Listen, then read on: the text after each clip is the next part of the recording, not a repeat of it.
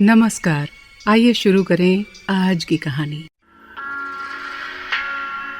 कहानी का शीर्षक है खरगोश ने भगाए हाथी। एक बार सारे देश में सूखा पड़ गया। सूखे के कारण सारे तालाब, कुएं और नदियां सूख गईं। पानी न होने के कारण चारों ओर हाहाकार मच गया। क्या मनुष्य, क्या पशु पक्षी प्यास से मरने लगे। ऐसे में जंगलवासी हाथियों का एक झुंड पानी के अभाव में व्याकुल हो उठा। सब हाथी इकट्ठे होकर अपने राजा के पास गए और कहने लगे, महाराज, हम लोग पानी के बिना अब और नहीं रह सकते। देखिए, हमारे बच्चे भी प्यास से कैसे तड़प रहे हैं। यदि पानी का शीघ्र प्रबंध न किया गया तो हम सभी प्यासे मर जाएंगे। ठीक है भाइयों, प्यासे मरने से तो अच्छा है कि हम पानी की खोज में कहीं और निकल पड़ें, हाथियों के राजा ने कहा। अपने राजा की बात सुनकर सारे हाथी पानी की खोज में दूसरे जंगल की ओर चल पड़े। चलते चलते उन्हें पानी का एक सरोवर मिल ही गया। पानी को देखते ही उनकी जान में जान आ गई। वे सब पानी पर ऐसे टूट पड़े जैसे बहुत दिनों का भूखा खाने पर टूट पड़ता है। हाथियों ने पहले तो खूब पानी पिया, फिर उसी सरोवर में दिन भर नहाते रहे। उसी सरोवर के किनारे खरगोशों का एक झुंड भी रहता था। वे बेचारे इन हाथियों को देखकर डर के मारे सोच में पड़ गए कि अब इनसे कैसे बचा जाए। ये हाथी सरोवर का पानी गंदा भी करेंगे और उन्हें यहाँ शांति से रहने भी नहीं देंगे। उसी रात खरगोशों की एक गुप्त सभा हुई। उस सभा में इस मुसीबत पर विचार किया गया। खरगोश चिंतित थे।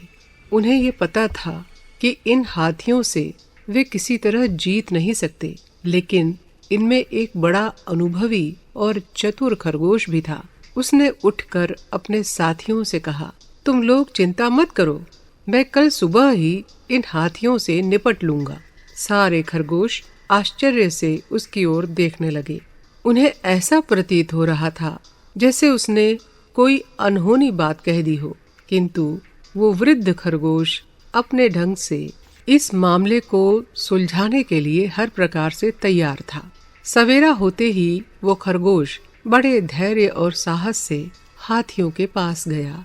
उस अजनबी जानवर को देखकर हाथियों का राजा एकदम क्रुद्ध हो गया और कहने लगा, तुम कौन हो? हमारे पास क्या करने आए हो? मैं खरगोश हूँ, भगवान चंद्रदेव का दूत।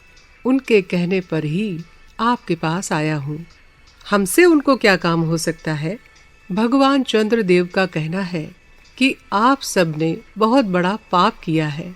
देखो महाराज, जिस सरोवर में आप लोग पानी पीते हैं तथा नहाकर उसके जल को गंदा भी करते हैं, उसी सरोवर में ही भगवान चंद्र रहते हैं।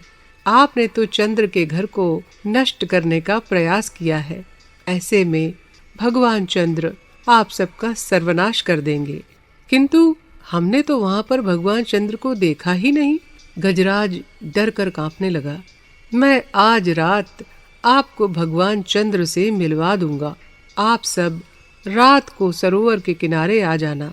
ये कहकर खरगोश वापस चला गया।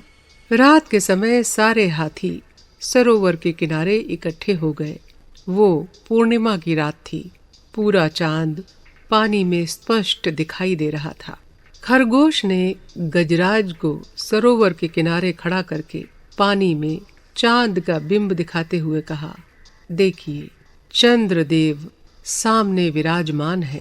मैं अभी उन्हें आपके विषय में बता रहा हूँ। फिर वो कहने लगा, हे भगवान चंद्र, हाथियों के राजा अपने साथियों सहित आपकी शरण में आ गए हैं। उनसे ये पाप अनजाने में ही हुआ है, इसलिए आप इनका विनाश न करते हुए इन्हें क्षमा कर दें। आप तो भगवान हैं। अपनी प्रजा की भूल को क्षमा करना आपका कर्तव्य है।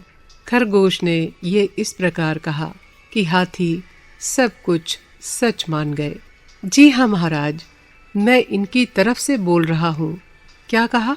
ये स्वयं आपसे माफी मांगे। चालाक खरगोश अपने आप से ही सब कुछ कहता और करता जा रहा था।